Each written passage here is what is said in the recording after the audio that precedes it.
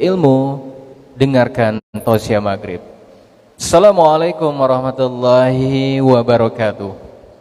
Waalaikumsalam. Alhamdulillahirabbil alamin. Assalatu wassalamu ala asyrafil anbiya'i wal mursalin wa ala alihi wa sahbihi ajmain. Allahumma salli ala sayyidina Muhammad wa ala ali sayyidina Muhammad.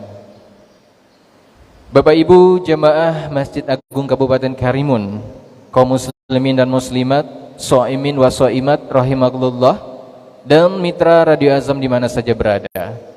Puji dan syukur kita ucapkan kehadirat Allah Subhanahu wa taala yang memberikan kembali kita keimanan, keikhlasan dan kesempatan serta kegembiraan zahir maupun batin di kesempatan petang yang penuh dengan kebahagiaan ini.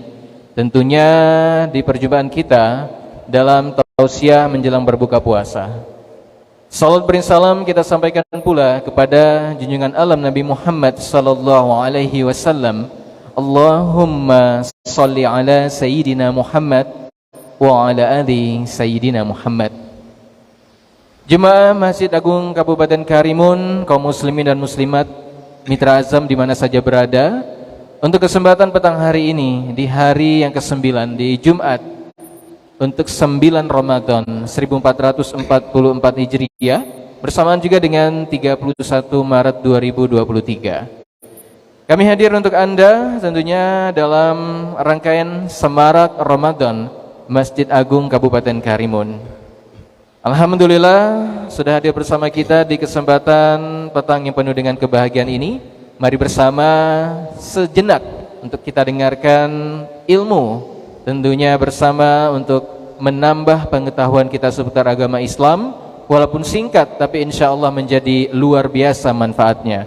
Sudah bersama kita di petang hari ini berbahagia ada Al-Mukarram Al-Ustadz Haji Syarifuddin Al-Maki, atau kita biasa memanggilnya Buya Syarifuddin. Assalamualaikum. Waalaikumsalam warahmatullahi wabarakatuh. Semakin segar tentunya di hari ke-9 Ustaz ya. Alhamdulillah. Alhamdulillah. Tentu tanpa terasa 10 pertama akan kita lewati, tepatnya malam hari ini. Malam rahmah akan kita lewati Ustaz.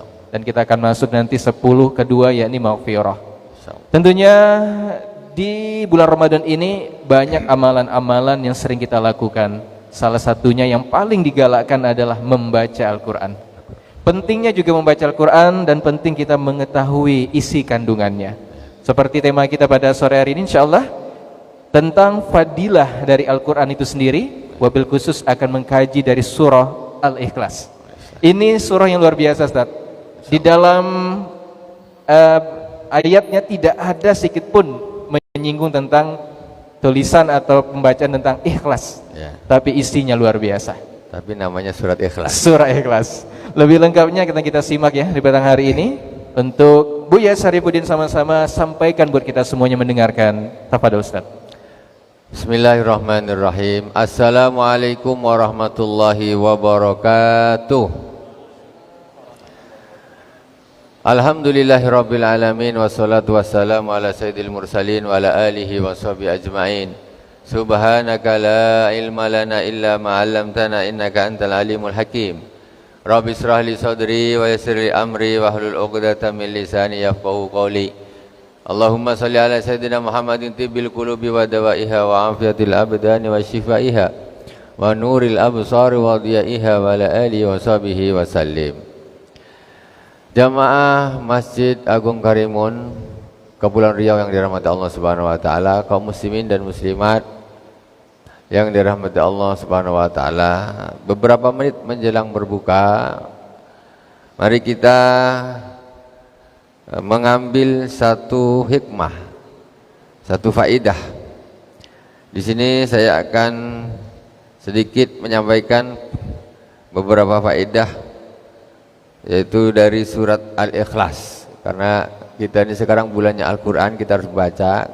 Karena orang kalau dia tidak tahu apa yang dia baca, manfaatnya apa, ini semangatnya kurang.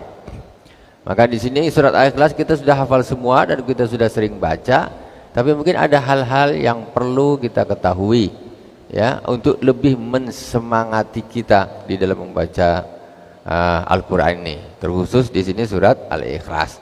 Surat Al-Ikhlas ini karena saking biasanya kita membaca, kayak jadi surat yang biasa. Padahal surat Al-Ikhlas itu adalah surat yang luar biasa. Nah, ini. Kita akan mengambil faedah ini dari kitab karangan guru kita Abu Yasin Muhammad bin Alwi Al-Malik Al-Hasani, yaitu kitab Abwaabul Faraj. Bismillahirrahmanirrahim. Pertama sekali kita Fatihah terlebih dahulu untuk menambah keberkahan majlis kita. Fatihah kepada baginda Rasulullah sallallahu alaihi wasallam, kepada para anbiya, sahabat, tabi'in, tabi'in, kepada para auliya wassahadah wassalihin, wa jami' masyayikhina fid din, khususan Abu Yasin Muhammad bin Alwi Al-Malik Al-Hasani, Abu Yasin Ahmad bin Said Muhammad Al-Malik Al-Hasani, amaddanallahu bimadadihim wa fadha alaina min barakatihim wa anwarihim wa ulumihim fid din wa dunya wal akhirati bisirril Fatihah. A'udzu billahi minasy syaithanir rajim. Bismillahirrahmanirrahim. Alhamdulillahi rabbil alamin. Arrahmanir rahim. Maliki yaumiddin. Iyyaka na'budu wa iyyaka nasta'in. Ihdinas siratal mustaqim. Siratal ladzina an'amta 'alaihim ghairil maghdubi 'alaihim waladdallin. Amin. Bismillahirrahmanirrahim. Qala Abu Yasin Muhammad bin Alwi Al-Malik Al-Hasani fi kitab Abwabil Faraj, suratul Ikhlas. Ini khusus membahas tentang surat Ikhlas. Wa min a'dami abwabil faraji suratul Ikhlas wa qad warada anha ta'dilu thulutsal Quran. Termasuk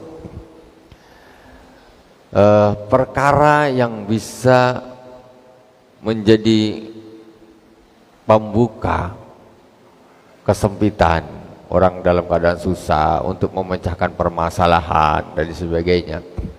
Jadi untuk agar kita terlepas daripada kesusahan, kesedihan, masalah, salah satu di antaranya adalah membaca surat Al-Ikhlas. Jadi siapa di dalam masalah, ada hal-hal yang segala macam membuat dia susah, ini ada suratul Ikhlas. Ini senjata. Dan juga disebutkan bahwa suratul Ikhlas ini membacanya seperti orang membaca sepertiga Al-Quran. Itu fadilahnya Al-Fanis suratul Ikhlas. Saya akan mengambil poin-poin terpenting membaca surat Al-Ikhlas ini untuk diketahui, dicatat dan diamalkan. Jangan kita kadang-kadang membaca surat Al-Ikhlas tapi kosong, nggak ada keyakinan, nggak ada kemantepan. Kadang-kadang cuma nunggu berkat turun saja, ya kan? Baca tahlil, baca surat Ikhlas, An-Nas, Al-Falaq, An-Nas sebagai syarat nunggu hidangan turun. Jadi hambar rasanya, semacam tidak ada sesuatu yang istimewa di dalam surat Al-Ikhlas. Jadi perlu kita ketahui surat Al-Ikhlas yang biasa kita baca itu bukan surat yang biasa, tetapi surat yang luar biasa. Salah satunya akan saya sampaikan, ada sebuah hadis diriwayatkan oleh Al-Imam At-Tabarani wa Abu Nu'aim an Rasulillah sallallahu alaihi wasallam, qala man qara'a qul huwallahu ahad fi maradhihi alladhi yamutu fihi. Barang siapa yang membaca qul huwallahu ahad, yaitu suratul Ikhlas, fi maradhi maut alladhi yamutu fihi, di sakit yang mana sakit itu yang mengantarkan dia kepada kematian. Orang nih sakit nih, parah sakit, kemudian dia perbanyak membaca qul huwallahu ahad, baca surat Ikhlas, baca. Kata Rasul, siapa yang membaca suratul Ikhlas, siapa yang membaca qul huwallahu ahad di sakit yang dia mati dengan sakit tersebut yang mengantarkan kepada kematiannya, lam yuftan fi qabrih wa amina min daqtatil qabri, maka dia tidak akan mendapat fitnahnya kubur dan dia akan terbebas dari himpitan kubur. Siapa yang mau membaca ketika dia sakit, daripada sakit aduh, apa artinya ini? Baca Bismillahirrahmanirrahim, qul huwallahu ahad, Allahus samad, lam yalid wa lam yulad wa lam yakul lahu kufuwan ahad. Sabda Rasulullah, barang siapa yang membaca Qul huwallahu ahad ketika dia sakit yang mengantarkan kepada kematiannya, maka dia akan terbebas dari fitnahnya kubur, dan dia akan dihindarkan, dijauhi dari himpitan kubur. Karena orang ini Masya Allah, kalau sudah masuk ke kubur, dapat siksa kubur, dihimpit oleh kubur, berarti nanti akhirnya pun akan jelek juga. Sudah nampak gambarannya. Itu ringan surat Al-Fatihah, tapi faedahnya luar biasa. Jangan percaya nunggu mati. Ini yang susah nih. Percaya nunggu mati. Udah mati, dikubur, terasa dihimpit, naudzubillah subhanallah, dihimpit bumi, dapat fitnahnya kubur, baru teringat kenapa aku dulu dengar tausiah kalau mau baca Qul huwallahu ahad ketika sakit akan terbebas dari fitnah kubur, tidak aku baca, akan terlepas dari himpitan bumi. Kenapa aku tidak aku baca? Dah mati. Taruh. Jadi sekarang kita perbanyak baca ini. Kita kalau kita membaca dengan ini, itu membaca dengan kemantapan hati. Kita ingat kepada Rasulullah yang memberi kabar, memberi janji seperti itu. Rasulullah tidak pernah berbohong. Itu satu. Kemudian belum cukup, wa hamalatul malaikatu bi akufiha hatta tujizahu minasirati ilal jannah. Orang yang mau membaca Qul huwallahu ahad di waktu dia sakit sampai dia meninggal, nomor satu, terbebas dari fitnah kubur. Nomor dua, tidak dihimpit oleh bumi. Yang ketiga, dia akan dibawa oleh malaikat di tapak tangannya malaikat. Jadi dia akan dibawa oleh malaikat, ditaruh di tangannya malaikat, dibawa melintasi Siratal Mustaqim sampai menuju ke surga. Ketika orang ini nak menghadap Siratal Mustaqim ini, dengan segala macam hal, ada yang bergantung-gantung, ada yang segala macam jatuh, merangkak dan sebagainya. Ini malaikat bawa dia sampai ke surga, ke seberang sana. Satu, baru satu nih. Kemudian Rasulullah Shallallahu Alaihi Wasallam, ini ada sebuah hadis dhaif memang, cuman dia tidak sampai kepada palsu, boleh untuk diamalkan sebagai fadilah, maksudnya untuk motivasi, bagus. Dia apa-apain orang baca suratil Ikhlas dengan tak baca, tetap lebih bagus yang baca. Dia apa-apain orang yang sakit mulutnya diem sama meracau dengan yang membaca Qul huwallahu, pasti lebih utama yang membaca Qul huwallahu ahad. Dengan apalagi ada janjian yang disampaikan oleh Rasulullah.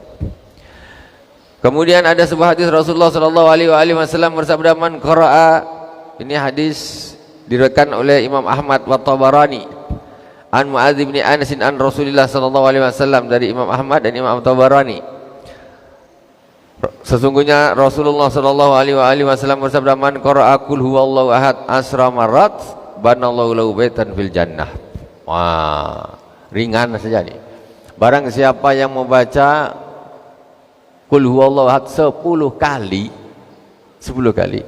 maka Allah akan bangunkan baginya rumah di surga.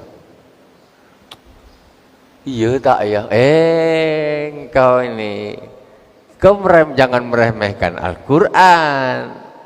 Masa baca 10 dibangunkan rumah di surga? Terus dikira Qul huwallahu ahad itu 1 kali membaca dengan dunia seisinya, mana yang lebih bagus? Mana yang lebih bagus? Dunia seisinya orang semacam 2 rakaat sebelum subuh lebih bagus daripada dunia seisinya. Terus Qul huwallahu ahad dibaca lagi sampai 10 kali, Allah akan membangunkan rumah di surga. Banyak baca Qul huwallahu ahad, banyak baca dengan itikad, keyakinan, ya kan? Kemudian ada lagi suratul Ikhlas wa taksirir rizq. Ada lagi faedah surat Ikhlas. Ini penting ini bagi yang mengeluh rezekinya, ekonominya susah, rezekinya seret tak lancar, usaha gagal terus, ngelamar kerja kemana-mana tak dapat-dapat, yang sudah kerja di PHK. Nah, ini surat Ikhlas obatnya ini. Tapi yakin kan ya? Masa iya kau ragu dengan Quran? Man lam ya'taqid lam yantafi. Siapa yang tidak punya etikat itu tidak akan bermanfaat. Yakinlah. Ini luar biasa. Jadi surat Ikhlas itu surat luar biasa, bukan surat biasa-biasa saja yang seperti kita biasa membacanya. Akhrajahu At-Tabarani. Hadis dikeluarkan oleh Imam At-Tabarani dari Jarir Ibni Abdullah radhiyallahu ta'ala anhu qala Rasulullah sallallahu alaihi wasallam, man qara'a qul huwallahu ahad hina yadkhulu manzilahu. Ingat-ingat, Rasulullah sallallahu alaihi wasallam bersabda, barang siapa yang membaca qul huwallahu ahad ketika dia masuk ke dalam rumahnya sampai depan pintu, ya, baca salam, kemudian membaca bismillahirrahmanirrahim, qul huwallahu ahad Allahus samad lam yalid walam yulad walam yakul lahu kufuwan ahad, masuk ke dalam rumahnya. Apa kata Rasulullah? Nafatil faqru an ahli dzalikal manzil, maka Allah akan menghilangkan kefakiran dari penghuni rumah tersebut. Jadi kalau yang rezekinya terasa susah berat, ya, usaha susah berat, ketika nak masuk ke rumah ini baca qul huwallahu ahad. Ketika nak masuk ke rumah baca qul huwallahu ahad. Ketika nak masuk ke rumah baca qul huwallahu ahad. Bukan coba nih, laksanakan. Laksanakan. Jangan percaya sama jampi-jampi dukun aja, bukan main percaya, tangkal gantung tap, laris toko aku. Yakin dia tuh. Waduh, macam mana kau bisa yakin, lebih yakin dengan dukun daripada qul huwallahu ahad? Macam mana kok engkau lebih yakin dengan jampi-jampi daripada Al-Quran?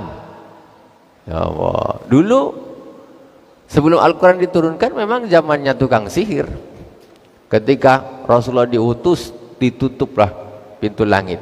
Para jin ifrit semuanya punya ahli sihir tidak bisa lagi menembus ke langit setelah Rasulullah turun. Jadi harus yakin. Jadi betapa kita ini terlalu ketika kita lebih yakin terhadap jampi-jampi daripada Al-Quran. Jadi kalau tidak baca, karena mungkin dah terlalu biasa. Kalau kenduri baca qul huwallahu ahad Allahus samad lam yalid walam yulad walam yakul lahu kufuwan ahad, biasa aja. Jadi macam apa? Hal yang tidak penting akhirnya. Ini ingat, ini untuk menggugah lagi. Ya, setiap nak masuk rumah baca qul huwallahu ahad. Ya, insyaallah rezeki dilancarkan. Kemudian warawa al-hafidz Abu Musa al-Madini an Suhail ibni Sa'din qala ja'a rajulun ila Nabi sallallahu alaihi wasallam fasaka ilaihil faqra wa dzikal ma'isyah. Ada seorang laki-laki datang menghadap kepada baginda Rasulullah sallallahu alaihi wasallam. Ini cerita nih zaman Nabi nih. Zaman Nabi ada orang datang ke Rasulullah, wasaka ilaihil faqra. Dia apa kita bilang ini? Saka, mengadu. Nah, dia mengadu kepada Rasulullah bahwa dia dalam keadaan fakir. Watikil ma'isah, dalam keadaan kesulitan. Datang ke Rasulullah, saya ini fakir, miskin, susah, cari makan susah, semuanya susah ya Rasulullah. Datang ke Rasulullah, namanya Nabi, datang, cemana. Jadi al ulama warasatul anbiya, para ulama ahli warisnya para nabi. Jadi sebetulnya ketika para sahabat ada masalah apa datang ke Rasulullah minta solusi, sampai solusi garam dapur pun minta sama Rasulullah. Tak, dapurku tak berasap ya Rasulullah, macam mana ini maksudnya, bahasa kita lah, masa kita curhat kepada Rasulullah. Mau kepada siapa lagi? Rasulullah kan nabi. Faqala lahu Rasulullah sallallahu alaihi wasallam, idza dakhalta manzilaka fasallim in kana fihi ahadun aw lam yakun fihi ahad summa sallim alayya waqra. Kata Rasulullah sallallahu alaihi wasallam, ketika engkau masuk ke rumahmu, maka ucapkanlah salam. Sama ada di dalam rumah itu ada orang ataupun tidak. Pokoknya kau harus ucapkan salam. Setelah kau ucapkan salam, kata Rasulullah, summa salim alayya, kemudian ucapkanlah salam kepadaku. Jadi baca selawat. Setelah assalamualaikum warahmatullahi wabarakatuh, assalamualaikum atau assalamualaikum ahla diyar, kemudian membaca selawat, assalatu wassalamu alaika ya sayyidi ya Rasulullah. Setelah itu waqra qul huwallahu ahad, kemudian bacalah qul huwallahu ahad marratan wahidah, satu kali. Baca qul huwallahu ahad satu kali. Fa fa'ala ar-rajulu fadarrallahu alaihi rizqa hatta afada ala jirani wa qarabatih. Setelah laki-laki tadi itu, sahabat itu tadi dikasih saran sama Rasul, dipraktekkan betul. Masuk, ketika dia nak masuk ke rumah mengucapkan salam, setelah mengucapkan salam, dia mengucapkan salam kepada Rasulullah, assalatu wassalamu alaika ya sayyidi ya Rasulullah. Setelah itu dia membaca qul huwallahu ahad satu kali. Itu dilakukan terus ketika dia mau masuk rumah.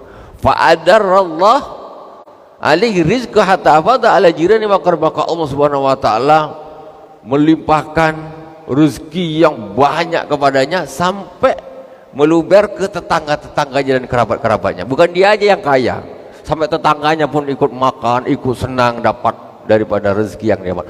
Keluarganya, kerabatnya, semuanya bisa disantuni, tidak untuk dia saja. Itu hebatnya salah di antara faidah qul huwallahu ahad. Praktekkan, ya, praktekkan. Jadi begitulah sedikit. Ini banyak sekali, nanti di sini ada faedah surat-surat yang lain, surat Waqiah, surat Tabarok, surat Yasin dan lain sebagainya. Mungkin di lain kesempatan akan kita sampaikan untuk lebih menyematkan lagi kita di dalam membaca Al-Quran, untuk lebih menyematkan lagi kita di dalam menzikirkan Al-Quran, atau kita lebih tahu tentang fungsi daripada Al-Quran itu sendiri agar kita lebih yakin. Dari saya, dari awal sampai akhir, mohon maaf atas segala kekurangan, semoga bermanfaat. Subhanakallahumma wa bihamdik asyhadu an la ilaha illa anta astaghfiruka wa atubu ilaik. Wa sallallahu ala sayyidina Muhammadin wa ala alihi wa sahbihi wa baraka wa sallam. Alhamdulillahirabbil alamin. Wassalamualaikum warahmatullahi wabarakatuh. Waalaikumsalam warahmatullahi wabarakatuh. Tapi sedikit Ustaz, ada satu pertanyaan. Boleh. Sekaligus memberikan kesimpulan sedikit mengenai fadilah dari surah Al-Ikhlas tadi yang luar biasa. Ada dua hal mungkin bisa dirangkum sekaligus. Yang pertama tadi tentang bagi orang yang sakit gitu ya, mengucapkan atau membacakannya. Ini bagi mereka yang secara lisan udah keluh Ustaz, orang kita cakap tak bisa berbicara lagi. Apakah boleh dibacakan secara sir atau memang harus secara jahar? Lalu yang kedua tentang masuk rumah tadi, bagaimana kalau dia tinggal itu di perkantoran, apakah masih dalam hitungan rumah? Sekaligus sebagai penutup. Jadi yang pertama, la yukallifullahu nafsan illa wus'aha. Allah tidak membebani suatu jiwa kecuali sesuai dengan kemampuannya. Ketika seorang yang sakit bisa melafazkan dengan lisannya, lafazkanlah. Ketika tidak, maka bisanya dengan hatinya, maka lafazkanlah dengan hati. Daripada hati susah ngeluh terus, baca di dalam hati, baca. La yukallifullahu nafsan illa wus'aha. Apa yang bisa dilakukan, lakukan. Asal jangan sekedar ngeluh, diam, merengek, mengadu. Itu tidak ada gunanya sama sekali. Itu yang pertama. Yang kedua yaitu apa tadi? Masuk rumah. Jadi yang dimaksud dengan dakhala manzil. Manzil itu tempat tinggal, rumahnya, bukan kantor. Jadi kalau dia balik ke rumah, kalau dia bekerja dari kantor balik ke rumah, assalamualaikum, kemudian Allahumma sholli ala sayyidina, Allahumma sholli wa sallim wa barik alaihi, ataupun Allah assalatu wassalamu alaika ya sayyidi Rasulullah, baca qul huwallahu ahad, masuk ke rumah tempat tinggalnya, bukan rumah atau kantor dan sebagainya. Walaupun kalau dia tinggal di situ, itu jadi rumahnya. Nah, kalau dia tinggal di situ, tempat dia tinggal, tempat dia tidur, tempat dia ya masak, beraktivitas, beristirahat di situ. Itu yang dimaksud dengan manzil. Wallahu a'lam. Alhamdulillah, sebenarnya masih panjang ya kalau diterangkan semuanya. Tapi alhamdulillah yang sedikit ini menjadi manfaat buat kita. Amin ya rabbal alamin. Amin. Tak terasa tentunya perjumpaan kita pada kesempatan petang hari ini sudah berada di penghujung waktu. Buat jemaah Masjid Agung Kabupaten Karimun, Soimin wa Soimat, mitra Radio Azam di mana saja berada yang mendengarkan kita pada kesempatan petang hari ini. Sebelum kami tutup kajian pada hari ini, kami atas nama panitia kegiatan Semarak Ramadan Masjid Agung Kabupaten Karimun tahun 1444 Hijriah 2023 mengucapkan selamat menanti waktu berbuka puasa. Semoga amal ibadah kita pada hari ini diterima oleh Allah Subhanahu wa taala dan menjadi amalan yang luar biasa lebih kita tingkatkan di hari-hari seterusnya. Seperti biasa, sambil menunggu waktu berbuka, mari sejenak kita dengarkan pembacaan ayat suci Al-Qur'an yang akan dibacakan oleh saudari Suhana. Akhir kata, saya Hafiz Asri pamit. Mohon maaf untuk segala kekurangan, kesalahan, khilafan. Buya Syarifuddin juga pamit bersama kita. Insyaallah kita bertemu kembali di lain kesempatan esok, insyaallah di jam yang sama, di siaran yang sama dan suasana yang berbeda. Akhirul kalam, subhanakallahumma wa bihamdika asyhadu an la ilaha illa anta astaghfiruka wa atubu ilaik. Wabillahi taufik wal hidayah. Wassalamualaikum warahmatullahi wabarakatuh.